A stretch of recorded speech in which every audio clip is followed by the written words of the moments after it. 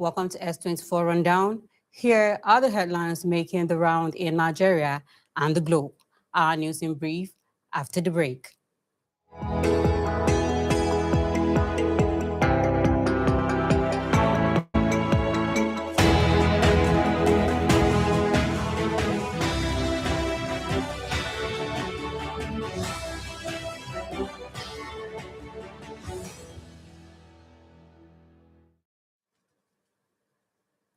Nigeria's Minister of Defense, Christopher Musa, has revealed that terrorists who adopted pupils and teachers in Oyo State threatens to kill the hostages if security forces advance any closer during rescue missions.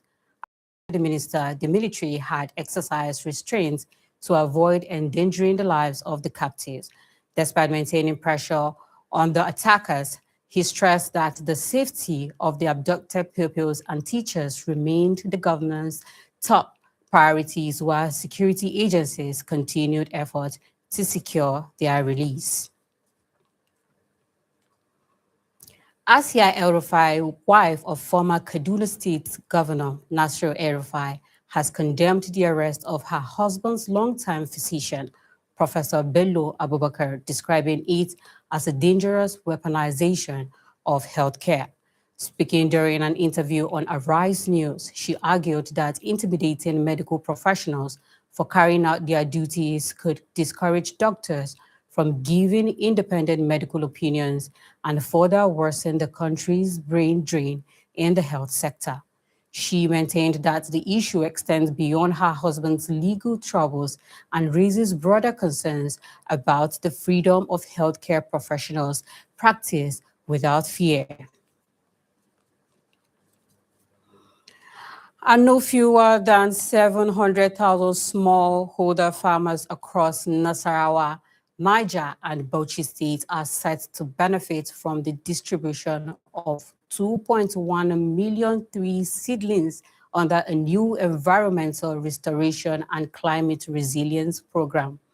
The initiative, supported by the National Agency for the Great Green Wall in partnership with the National Green Crop Development Program, aims to promote, restore degraded lands and improve farmers' livelihood and sustainable agriculture.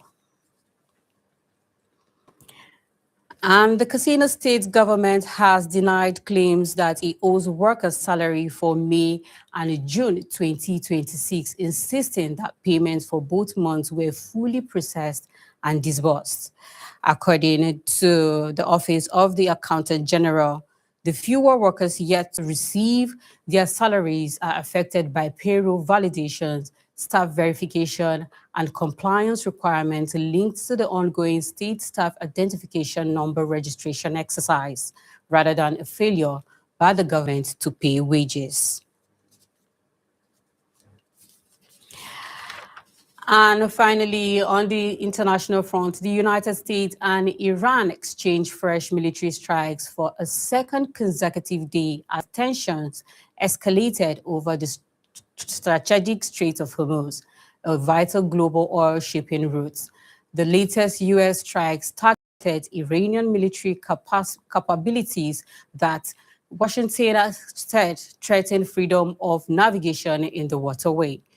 Following recent attacks on commercial vessels, Tehran, however, insisted it has the right to control activities in the Strait and accused the United States of escalating the conflict. And now, moving to business news with Shukra Oniye.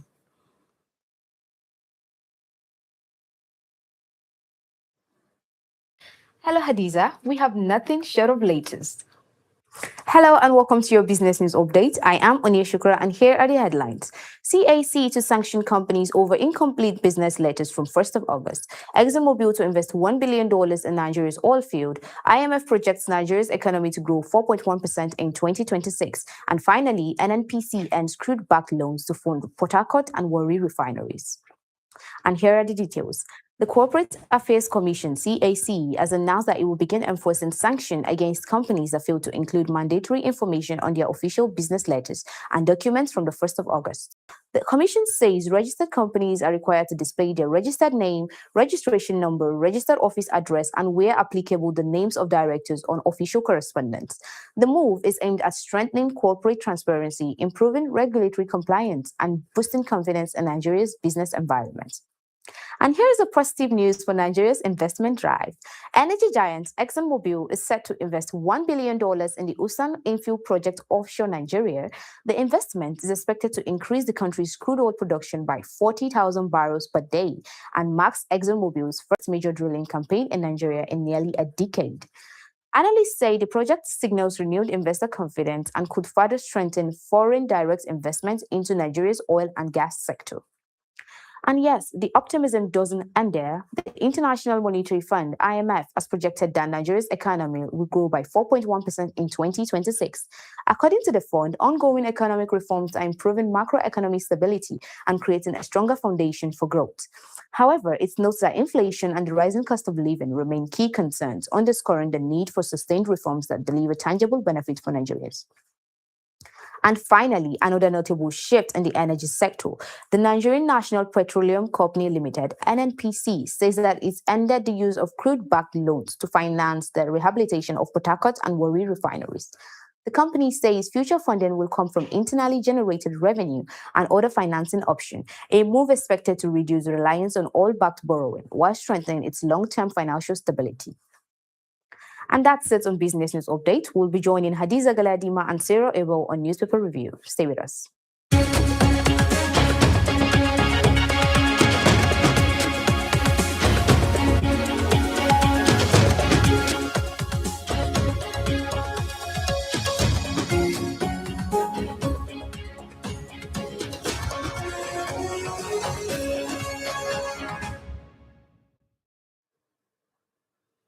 Welcome back. And now is our next segment, which is the newspaper review. And we will be doing this with Miss Sarah Abel. How are you? I'm good. How are you doing today? Very fine. Hope you're feeling great. Yeah. And it's always nice to have you on It's the other always side exciting of the chair. when I'm invited. That's awesome. And you know, on the newspaper review, what we do usually is to discuss the national dailies, the front page of national dailies. Yes. And our first front page headline says insecurity. Reps probe 2.23 trillion naira ransom payment fueling terrorism. And this is coming from the Daily Champion newspaper. Well, the House of Representatives have opened an investigation into reports that about 2.23 trillion naira has been paid as ransom to kidnappers over the years. Lawmakers says the probe is aimed at understanding whether these payments are helping finance terrorism or worsening insecurity in Nigeria. And the kidnapping keeps getting worse and worse and worse. But then again, what I'm just trying to emphasize is most times you can't blame some people who pay this ransom because their loved ones are actually in question. Their lives are at risk. That's why the fact that we can see cases or we get cases whereby even when these ransoms are being paid, they still murder or kill. They still kill these people. So let's have your view as regards this first before we throw any question out. You know, it's just unfortunate the development of insecurity that we have. You see, the amount is so huge that you won't find it hard to wrap your head around it. Yes. It's right that the House of Reps is, probing into this. This statistics is coming from, this is from 2021 to 2025. If just in 4 years, this kind of accumulates that amount of money. Yes, it's crazy. I actually am afraid of where our country is going in the next 10 years, because this is a very vicious cycle, right? You have people that you want to stop insecurity, but then again, you want to pay ransom for your loved ones. So thereby foiling these organizations, because definitely they're using this money to get more arms and expand also. So it's a vicious circle that we find ourselves in as a country. So one of the things they are looking at probing is the source of where this money is coming from, because people out there are saying definitely for this to be, for it is a syndicate. Yes. So definitely there are remittances to different groups and different organizations. So they want to trace where the money is coming from and where the money is going to. Like some Nigerians are saying they definitely have financiers who are allegedly who are in the government. And okay, let's say if they get to tackle the government part, or they get to tackle the financiers of these terrorists, what would they do to the people who actually have loved ones, family members, friends that are willing to help? Okay, we don't want to lose our people, so we do not have a choice other than to pay this money. I mean, a lot of times you look at it, many of these people paying the ransom, it's not like they have the money sitting in the bank. Exactly. You come online every time, you see people doing crowdfunding for their loved ones. So it's really unfortunate. Another thing is that apart from the financiers and all, from the reps, they're saying that, they have middle people who help them to launder this money, which tend to make the investigation harder because it stops the trail, right? When they are trying to trace where this money is coming from and where it's going.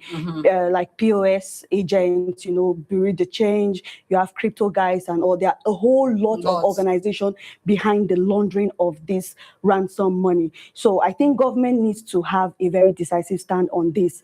All the financial agencies need to come together and, trace it. If this money stops here, I've not even seen any of the middle people being, arrested. We keep saying that there are middle people who are helping them, launder this money back into the economy.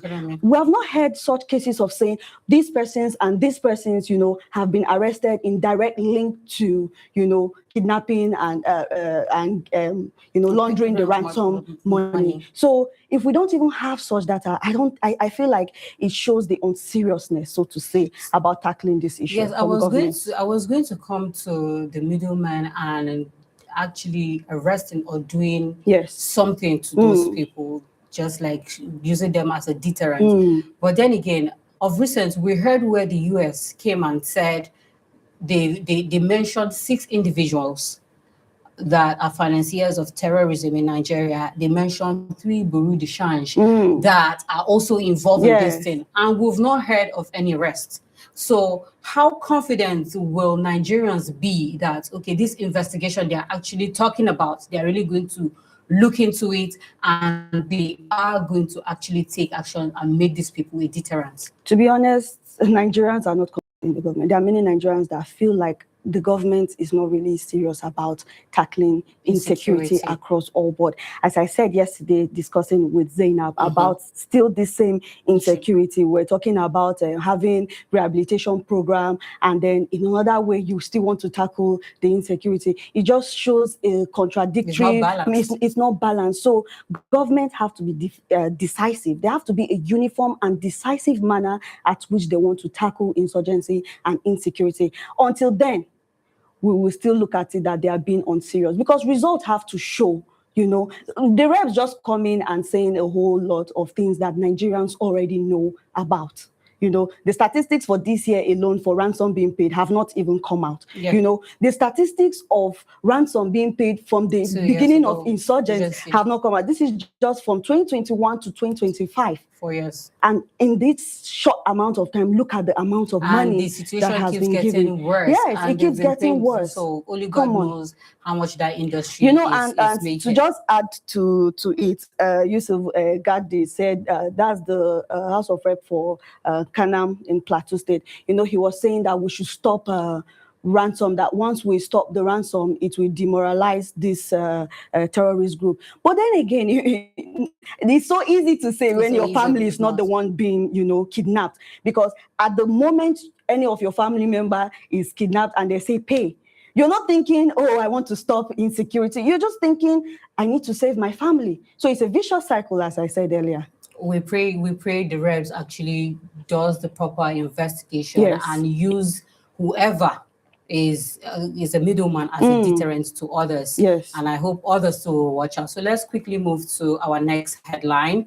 And this is coming from the New Telegraph. It says, shoot terrorists on sight, don't wait for order, Defense Minister tells soldiers. And this is coming in, like, the federal government is intensifying its fight against terrorism. Yes. With Defense Minister reportedly directing troops to shoot down terrorists on sight without waiting for further approval. The directive has sparked a lot of controversies online and nationwide because it should. It should about the impact of security operations and the safety of citizens.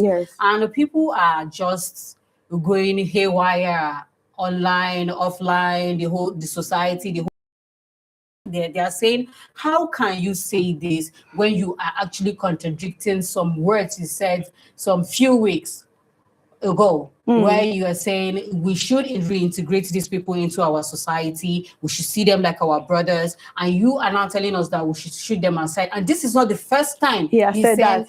I think this is the second time this year he has said that. He has said that last year, and he's not the only person that have said that across the years. He's not the only military person that have given such instructions to soldiers across the years. That's why you see Nigerians do not believe that government is very serious about tackling insecurity. You know, we even talked about it yesterday with Zainab when we were talking about this rehabilitation program. I see it as a slight contradiction from the government, and I keep saying that why the repetition of this instruction? Is it that there's a problem with the implementation?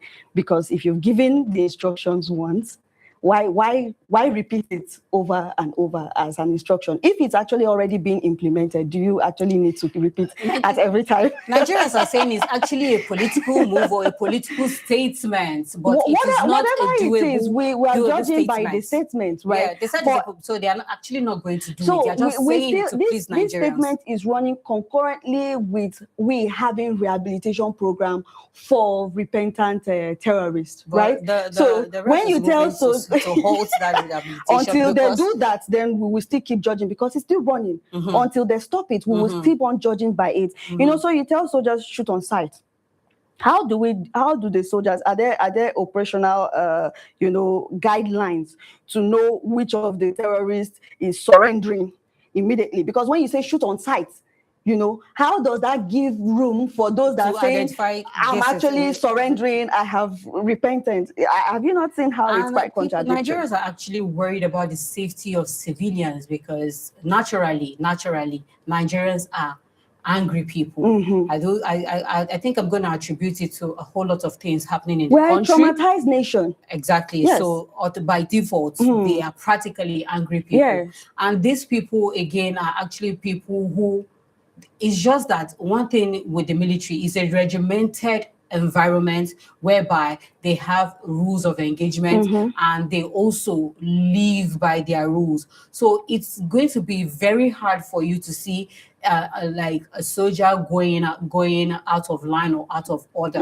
Even if he's going to go down, he's going to be gunned down, as long as his commander tells him stand or stay, that's where they are going to be, and they will shoot them down or something. So there are cases whereby they are saying even the welfare of these soldiers are not really up to it. They are not up to par.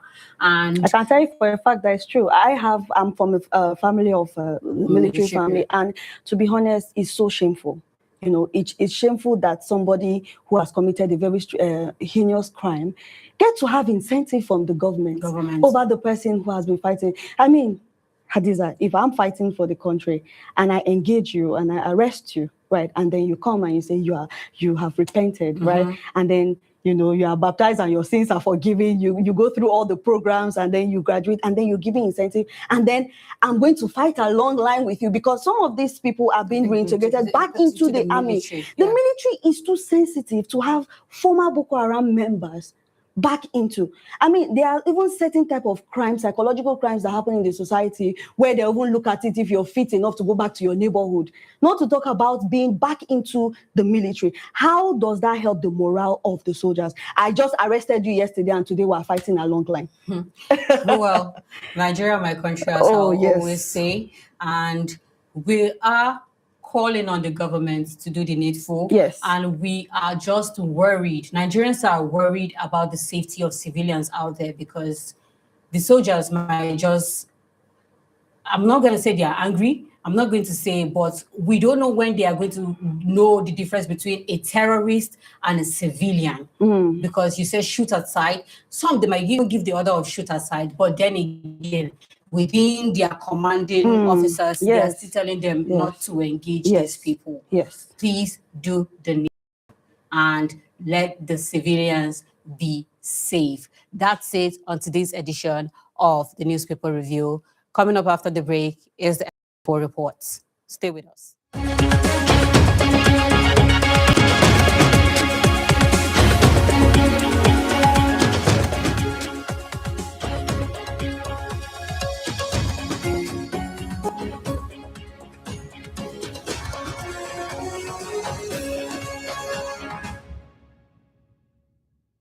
Retirement may seem far away, but experts say the best time to prepare for life after work is today. The focus for the 15th Annual Stakeholders Forum organized by Crusader Sterling Pensions under the theme Pensions for All, Driving Inclusion and Innovation for Quality Retirement. At its 15th Annual Stakeholders Forum, Crusader Sterling Pensions brought together industry leaders and stakeholders to promote greater awareness, inclusion, and innovation in Nigeria's pension sector.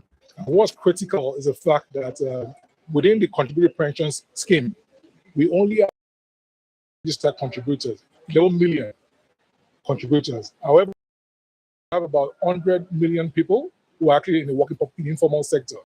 So we believe there's still a lot more that is actually out of the net of the CPS. And that's why PENCOM as well introduced the personal pension plan to actually drive the informal sector. So what we are doing is more creating awareness. Not everyone actually earns a monthly salary. Some people earn salary, their income on a daily basis or a weekly basis. So with the personal pension plan, they can easily, through any of our APA, accredited pension agents, contribute. Stakeholders also highlighted how digital innovation has made pension registration, contributions, and benefits access easier, improving convenience and transparency for contributors. Digitalize our registration process, and that's online. Anywhere you are, you can log on to our website, click on RSA registration, and begin the process. There are challenges that we've encountered, as you rightly said, and I think we have also, with our IT department, we've been able to also, reduce this challenge. Executive Director of Business Development, Femi Dada, emphasized that innovation and inclusivity are key to expanding pension coverage and ensuring more Nigerians can enjoy a financially secure retirement. The drive for inclusion has, we say we want to bring in the informal sector into the pension space. We want to bring in the foreign contribution, people in the diaspora, who also wants to continue to be part of the CPS, that's the contributory pension scheme. We want to include them in that scheme so that they can contribute in foreign currency to the scheme. The informal sector I mentioned, the artisans, the professionals, people who are not in structured employment. Health was also part of the conversation as medical practitioner Dr. Keziah urged Nigerians to adopt healthy lifestyle early, noting that good health helps preserve retirement savings instead of spending them on avoidable medical expenses. It's important to speak about health matters when financial conversations are coming up because, as we all know, people say health is wealth, and it's true. most people who are planning for retirement only plan financially, and at the end of the day, we see them that they would engage in all manner of risky behaviors and not attend to their health until retirement. And those, most of the time, retirement age is actually the elderly age group. So most people who are retired are already above 60 years of age, and they are already at risk of a lot of non-communicable diseases. Hadiza Galadima reporting for S24 Television.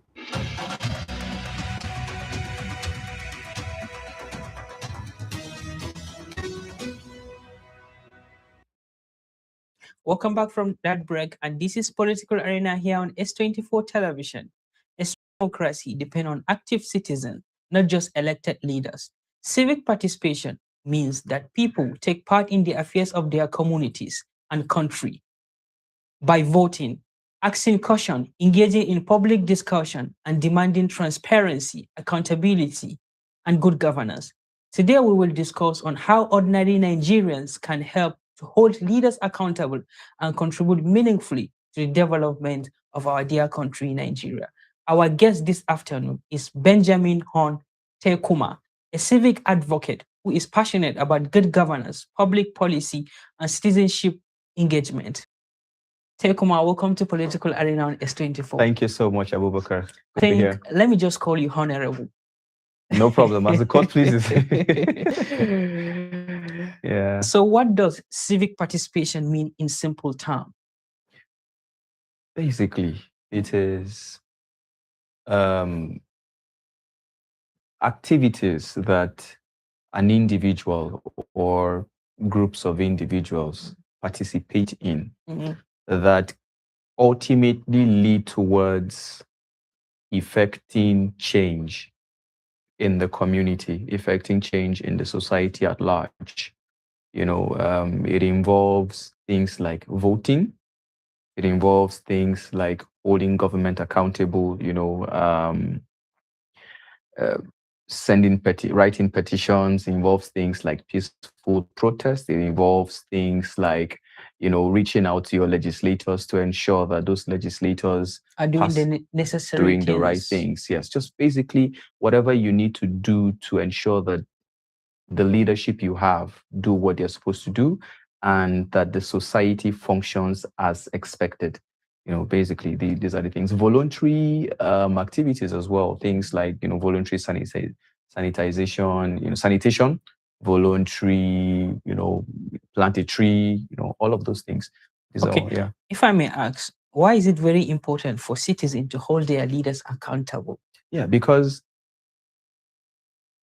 since the beginning of time, the human nature has been such that there are good and bad people. And even ugly. And ugly as well. Exactly. The good, the bad, the ugly. So if you leave leaders to do as they please without these checks and balances from the people that they govern, then there is a very strong likelihood that they will misuse that privilege that is given to them as leaders.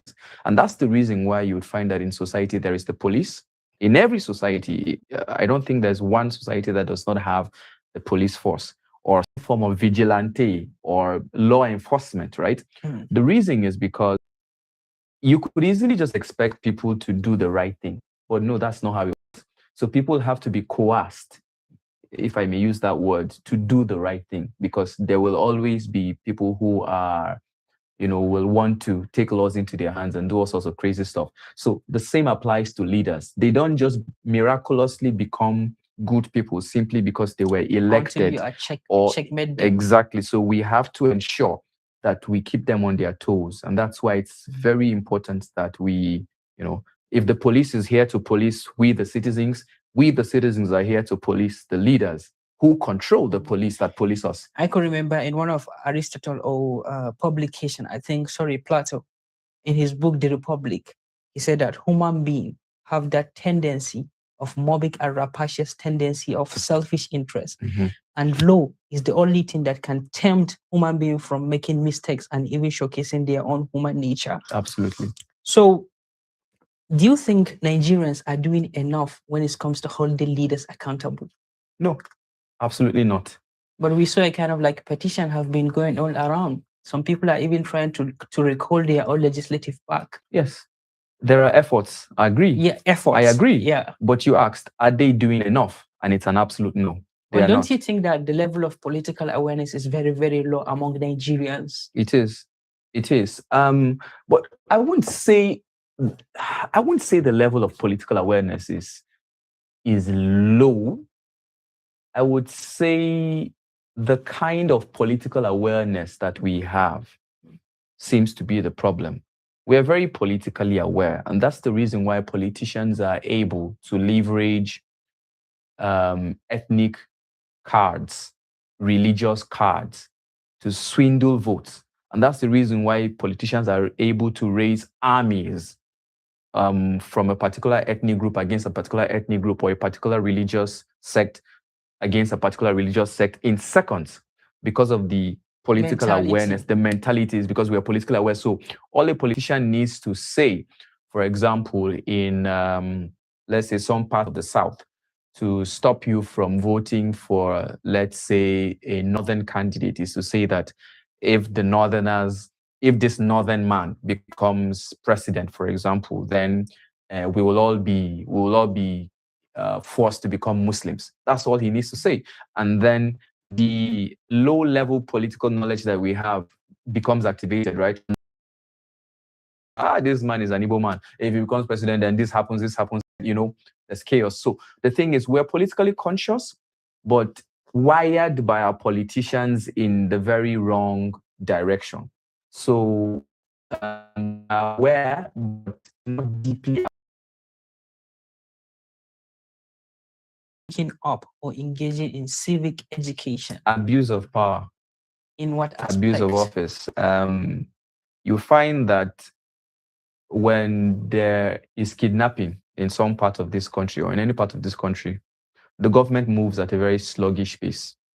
But we have seen some effort from the government. Yeah, I'll get there. The government moves at a very sluggish pace. When you hear that there's kidnapping in Oyo, for example, it will take a very long period, and we've been advocating and insisting and saying, go and rescue these girls, go and rescue these children, go and rescue these teachers. It's not happening. There were kids that were kidnapped in Borno State. We're saying, go and rescue these kids, kidnapped, over 40-something children kidnapped in Borno State since 15th of May, I think, or 15th or 17th of May, within that period. Yeah, still not rescued, right? And the government moves at a very slow pace. Meanwhile, they have the security infrastructure, they have the personnel. However, make the mistake to, let me use an example, Shore. Simply, he made an allegation and called the president a particular name, said the president was a criminal. And the president was swift in its efforts. And you need to see the sophisticated military, armed personnel that were assigned to Shore. So this other gentleman, Justice Crack, simply went further to advocate for the welfare of our troops on the front lines. And he revealed that, some of these troops have complained to him that, they're not being taken care of properly. And swiftly, the Nigerian army swung into action, well armed, as if they were going to fight the leader of Boko Haram, and they picked him up. However, we don't see that same kind of response when it comes to fighting insurgency, right? So you can tell that the government is more interested. If I sit down here and I strongly criticize Tinubu right now, and the criticism is so weighty that it could lead to his exit from the office as president in 2027, in less than 5 minutes, you find that the DSS will be here. You would find that it will be a combined squad. But if I get kidnapped here in this studio, in the next 10 months, Nigerians might come out in mass to protest, but you won't see that same level of response. So basically, the government is more interested in sending law enforcement officials to shut up people who are trying to hold them accountable, versus being interested in sending those same law enforcement officials to go and actually tackle insecurity. In addition to that, most of the law enforcement officers that we should have securing the lives and property of ordinary Nigerians and fighting terrorists and enemies of the Nigerian state are assigned as security detail to the people that VIP. govern us. Yes. Well, let me ask you about young people. What role do you think young people can play in ensuring more accountable leadership in our country? We need to become more involved. How? We need to jump. We need to become absolutely interested in conversations that have to do with governance in Nigeria.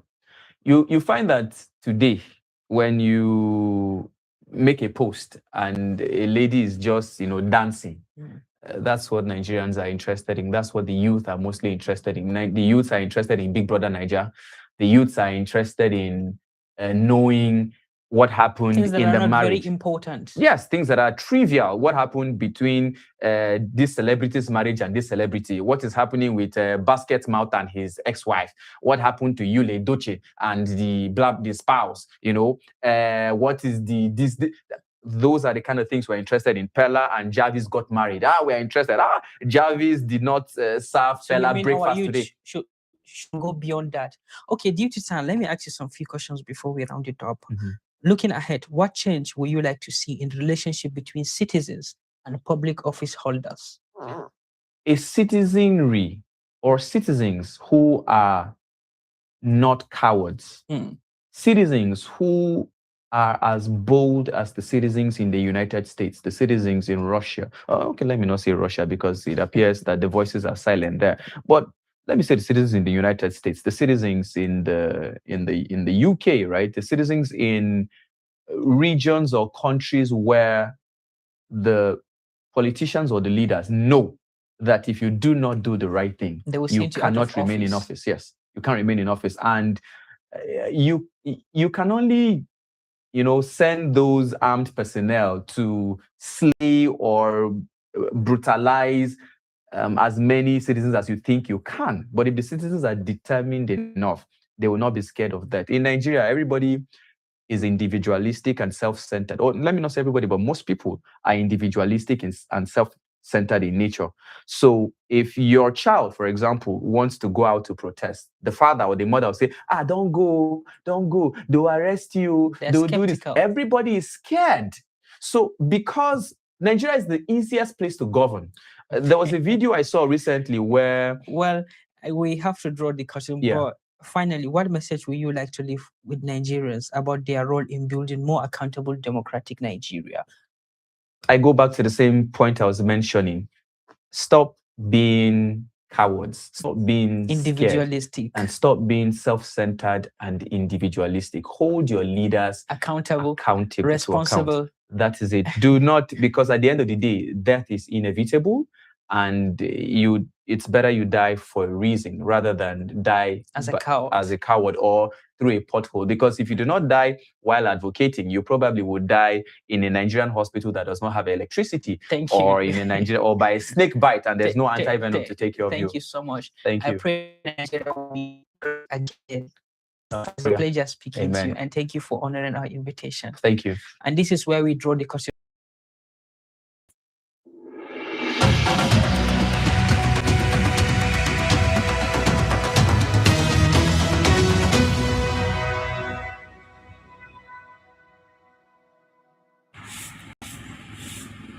Every morning, before the streets of Uye in Abuja, Nigeria's capital city, begin to see their first footsteps, a quiet transformation begins. This empty roadside becomes a place of purpose.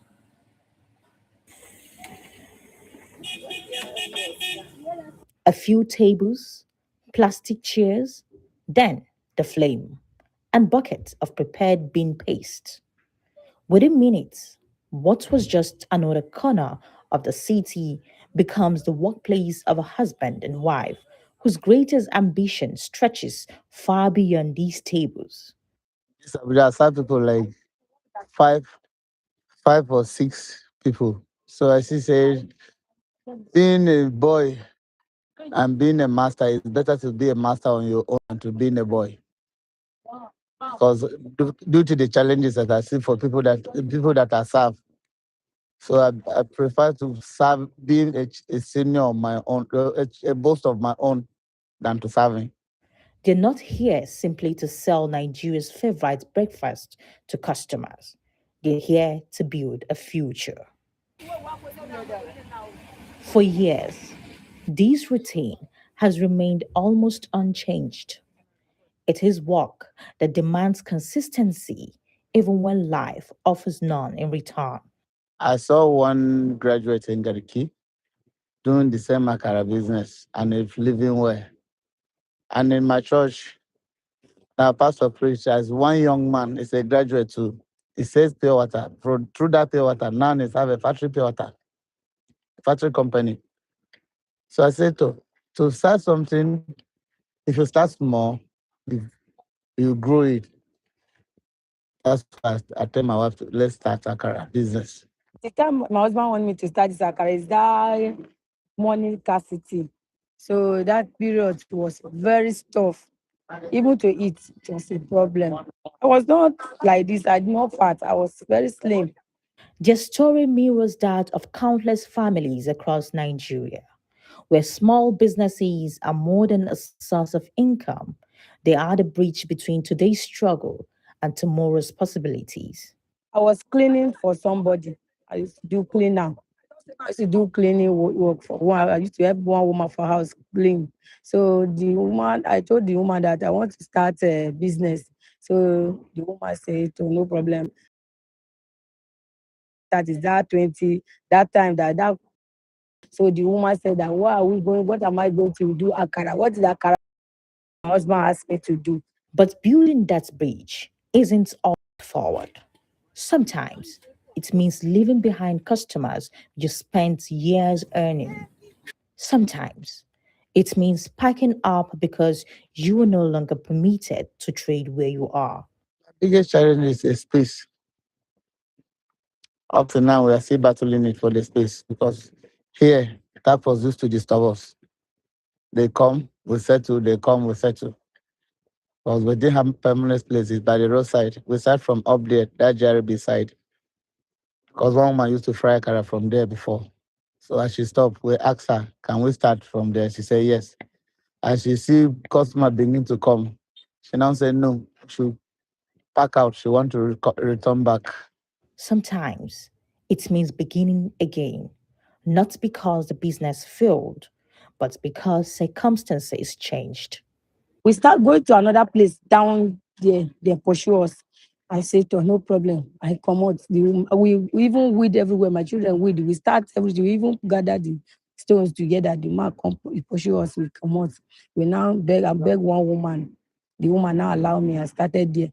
Later, when the woman comes see say people don't, I don't they see customers. People don't come tell her that why did she leave her place for me? She not supposed to leave her place. That she should come back. So the woman now come back and before I started by May, before the year will run down, the woman pursue me by December. Across Nigeria, stories like yours are echoed in markets, roadside stores, and neighborhood shops. Small businesses employ millions of Nigerians and are the very engines of local economics. Yet, many operators say their biggest challenge isn't finding customers, it is surviving the conditions around them. Rising prices, multiple levels, or certainty over the next venue for their businesses. For businesses operating one day at a time, each interruption carries a cost that rarely appears on a balance sheet. Argument, that one is normal. Is it teeth and tongue they fight, but they settle themselves. Because wife and husband, they just teeth and tongue. So we argue. Even in market here, this month we argue. These customers don't see those conversations. They see hot, delicious akara, quick service, a familiar smile. What you don't see is that every plate served helps hold together a promise made years ago. This is one of the best akara you can find in Abuja. And if you were here on Saturday, there were like a whole lot of people, more than 70 people were on the queue on Saturday, just be able to have a feel of this woman's akara. This is where the story changes because the dream isn't here. It isn't in the frying pan or the day's sales or even the business itself. The dream walks away every morning in school uniforms. Neither parent had the opportunity to go as far in school as they wanted, so they have chosen a different inheritance. So I want to take care of my children. I want them to go to school.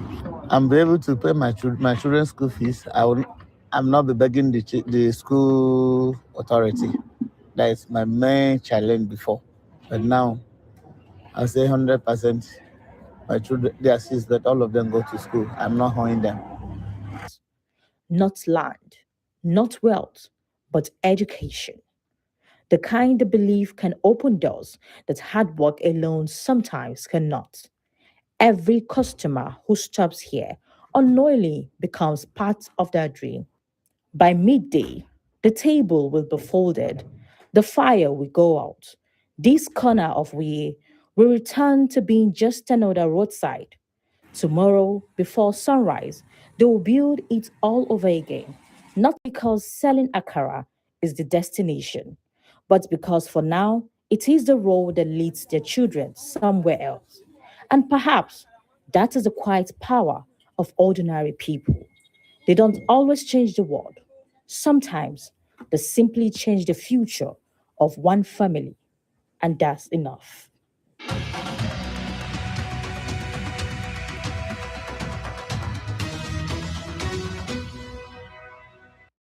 Security remains at the heart of national conversations, and today is no exception. Welcome to Security Update on S24 Television. I am Gloria Atta, and here are the stories making headlines in Nigeria's security space today. To start with, 6 suspected ISWAP fighters and their family members have surrendered to troops of Operation Hadinkai in Gwoza local government area of Borno State. The military says the suspects fled terrorist enclaves in the Mandara Mountains. Troops recovered over 1.5 million naira in cash and 2 mobile phones. In separate operations, troops rescued 2 abductors in Askira Oba, arrested suspected terrorist logistics suppliers, recovered weapons and supplies, and repelled an ISWAP attack on a military base in Logomani, although one soldier unfortunately lost his life during the encounter. In a related development, troops of the 232 Battalion under Operation Hadinkai have arrested 8 suspected drug peddlers during a raid in Hong local government area of Adamawa State. The operation targeted criminal hotspots behind the Emir's Palace and Hong Market, leading to the recovery of suspected cannabis, tramadol, the illicit drug known as ice, Exol tablets, and several mobile phones. The suspects are in military custody and will be handed over to the appropriate authorities after profiling. The military says the operation is part of ongoing efforts to curb drug trafficking and other crimes that fuel insecurity in the Northeast. And finally, the Lagos State Police Command has arrested 135 suspected cultists during coordinated raids aimed at preventing violence linked to the annual July 7 cult celebrations. Recovered during the operation were 26 firearms, 16 dangerous weapons, suspected illicit drugs, cult insignia, charms, alcoholic drinks, and 6 mobile phones. Police spokesperson ACP Abimbola Adebisi says the operation followed intelligence that rival cult groups were planning attacks across the state. Investigations are ongoing, while the suspects will be charged to court upon completion of investigations. And that's our security update for today. Remember to stay informed and stay safe. Thanks for watching, and bye for now.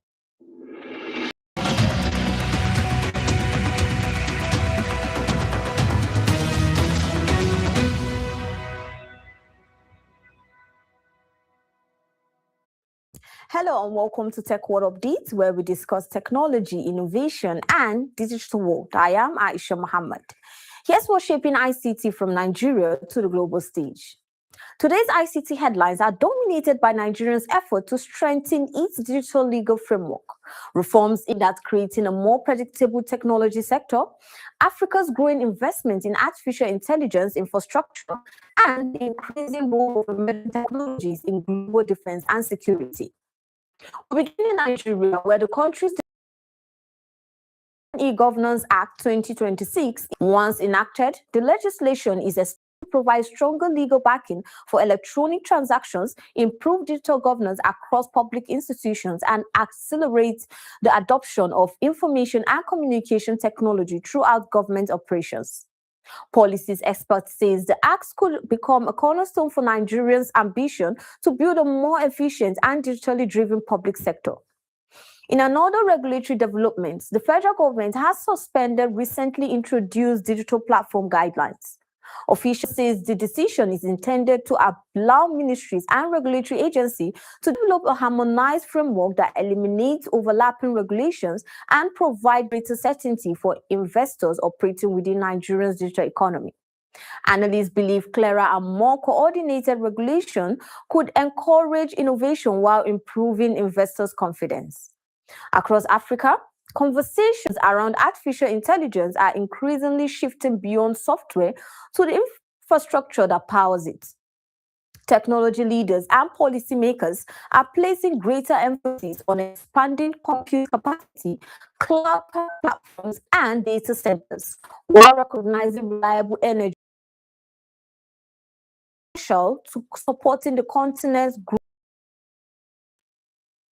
Experts say Africa's competitive global digital economy will depend not only on innovation, but also on the strength of its underlying infrastructure. And finally, to the international stage. Around the world, defense organizations and intelligence agencies are accelerating investments in emerging technologies as the nation of modern security continues to evolve. Artificial intelligence, autonomous drones, advanced surveillance systems, and digital intelligence platforms are becoming central tools to counter terrorism operations, intelligence gathering, and national security planning. Security analysts say the convergence of these technologies is rapidly redefining how nations prepare for and respond to evolving global threats. And that's Tech World Update, where innovation meets impact and the future stays in focus. Do stay with us as Entertainment News Update is up next with Khadija Muhammad. Thank you and bye for now.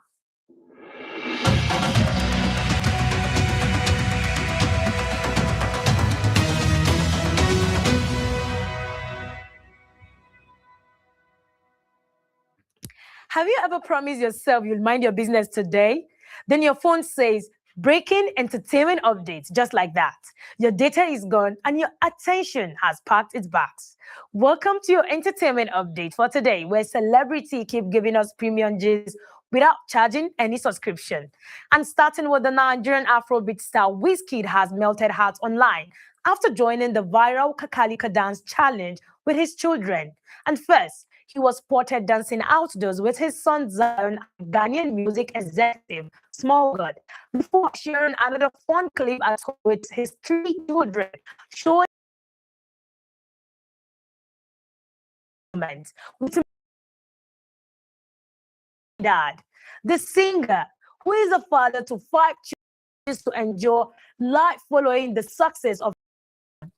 And from family dance session to football biggest stage, one global superstar is getting ready to steal the halftime spotlight. Guess who? Justin Bieber. He has officially joined the star-studded lineup for the first ever FIFA World Cup final halftime show on July 19 at MetLife Stadium. The historic 11-minute performance will also feature Shakira, Burna Boy, Coldplay, and other global stars, which proceed supporting the FIFA Global Citizen Education Fund. And it also helps expand access to education and football for children around the world, with millions expected to tune in. And fans are already counting down to one of the football's biggest entertainment moments. And finally, if you think your auntie asking, when are you getting married, is a pressure, wait till you hear what some bride experienced before the wedding. Long before James calorie counting and summer body trends, some communities in southern Nigeria had completely different idea of bridal preparation. Among the Efik, Ibibio, Anang, and some neighboring groups, young bride traditionally entered what's known the fattening room, where they were well-fed and taught cooking, home management, cultural values, and marital responsibility before marriage. At the time, gaining weight was seen as a symbol of beauty, good health, and prosperity, not just appearance. Today, the practice has largely evolved, with many communities keeping the cultural lesson while shortening or modifying the tradition. Whether you're dancing like whiskey time show or quietly thanking God nobody sent you to a fattening room, keep smiling and keep the gist coming. I am Khadija Mohammed. See you next time. Coming up next is Sport News with Steven after the break.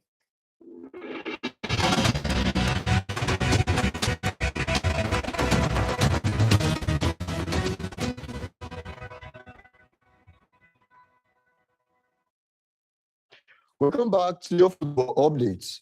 We've got plenty to talk about today. Nigeria's Golden Eaglets are battling through a rebuilding phase in China. Morocco are preparing for a massive World Cup showdown with France. Manchester United are closing in on a blockbuster signing, and Barcelona are making another big move in the transfer market. Let's kick things off. Nigeria's Golden Eaglets are still searching for their first win at the four-nation invitational tournament in China. The five-time FIFA Under-17 World Cup champions suffered a 4-2 defeat to Australia, the second consecutive loss after falling 3-2 to Tanzania in their opening game. The young Nigerian side has now conceded 7 goals in 2 matches, but the tournament is serving as an important part of their preparation for the WAFUB Under-17 Championship this year. Coach Eboboritisi Uwajomore is rebuilding the squad after Nigeria missed the last 2 editions of both the Under-17 World Cup. A match hoping to finish next to the FIFA World Cup. And for a mouth-watering quarter-final clash against France, and the Atlas Lion believe they are no longer football's surprise package. Coach Mohamed Kwabi says Morocco have earned their place among the world best after another impressive tournament. The North Africans reached the quarterfinals by beating the Netherlands on penalties before trashing co-host Canada 3-0. Standing in their way is a powerful French side led by Kylian Mbappe, who has already scored 7 goals at this World Cup. But Morocco still counts on captain Achraf Hakimi, goalkeeper Yassine Bonunu, and their disciplined defense as they chase another famous upset. Now to the transfer markets. Manchester United are closing in on the signing of Chelsea midfielder Andre Santos. Several British media outlets report that 2 clubs have agreed a deal worth to £50 million. The Brazilian midfielder is expected to complete a medical before signing a 5-year contract at Old Trafford. Although neither Manchester United nor Chelsea has officially confirmed the move, the transfer is believed to be in its final stages. Santos impressed last season after returning from a successful loan spell and could become an important addition to United's midfield. And finally, Barcelona are not slowing down in the transfer markets. The Spanish champions have submitted